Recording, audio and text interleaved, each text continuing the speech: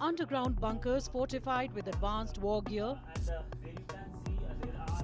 integrated command rooms buzzing with real-time intelligence, artillery locked onto enemy targets,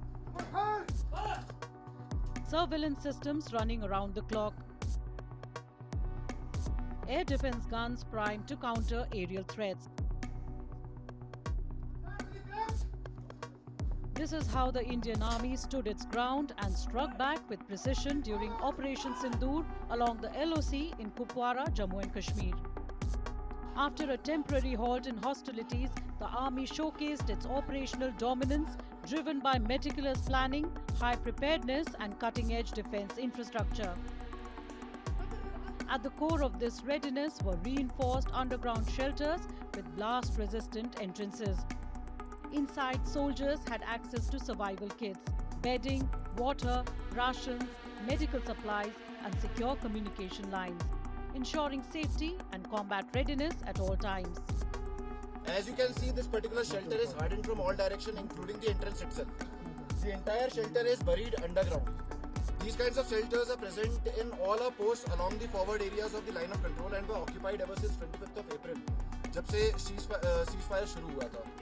And if you move inside, once you go inside, you'll see that it has been an endeavor to make it as comfortable as possible. Basic facilities like a toilet, bedding, lighting have been provided. Other than that, we have also kept a basic first aid kit inside this particular shelter. Water has been stocked and even ration, meals ready to eat and emergency ration for good about 72 hours have been stocked inside this shelter. We have also provided a telephone line inside this place so that troops staying inside this bunker can also communicate with other troops staying in other such bunkers.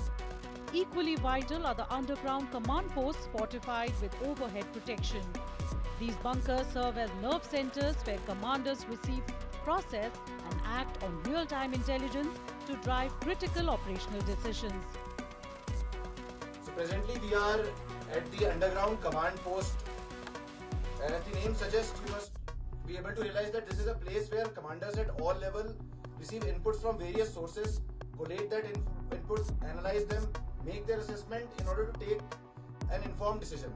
As you can see, the structure is completely hardened from all sides.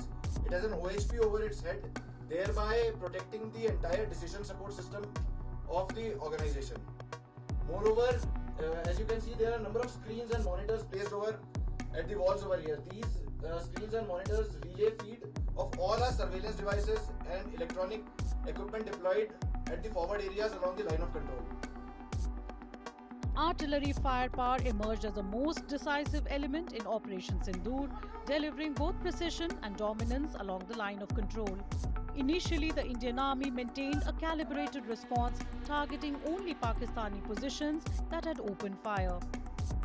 However, once the enemy began shelling civilian areas, the Army adopted a punitive approach, directing artillery units to systematically dismantle the infrastructure enabling such attacks. On receiving orders from Fire Direction Center, we all gave a very fast and a swift response with a high level of coordination and ensured that all the targets are hit with precision.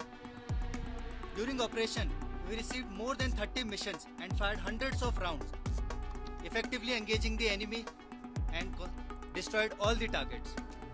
During heavy enemy shelling, the gunners demonstrated remarkable professionalism and high technical proficiency. They were so full of josh that on receiving orders from Fire Direction Center, they were bang on target. As the artillery brigade commander here, the role of the artillery was to achieve dominance over the Pakistan military positions. Initially, he was targeting our forward posts and gun positions in Delhi. This was responded to proportionately. Then he started targeting civilian infrastructure, and that is when we responded punitively. What this means is that his entire ecosystem which he was using to target civilian infrastructure, we struck them at multiple places at the same time, and he had no answer for it. Similarly, the Army's air defense systems played a crucial role in the operation, acting as a protective shield against potential aerial threats from across the border. air defense troops were swiftly deployed to forward positions, operating from Akash Tir command post to monitor, track and engage aerial targets with precision. On the direction of higher formation, we, the AD troop, mobilized and deployed over here during the Operation Sindoor. Akash Tir command post acted as the main command and control center for us. The same can be seen behind me.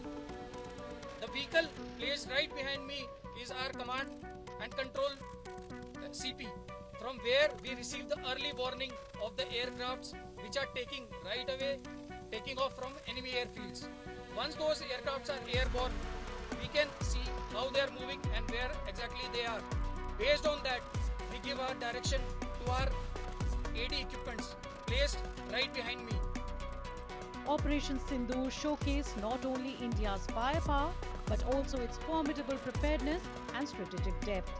From underground command centers to thundering artillery and vigilant air defense, the Indian Army proved it is always ready not just to defend but to dominate.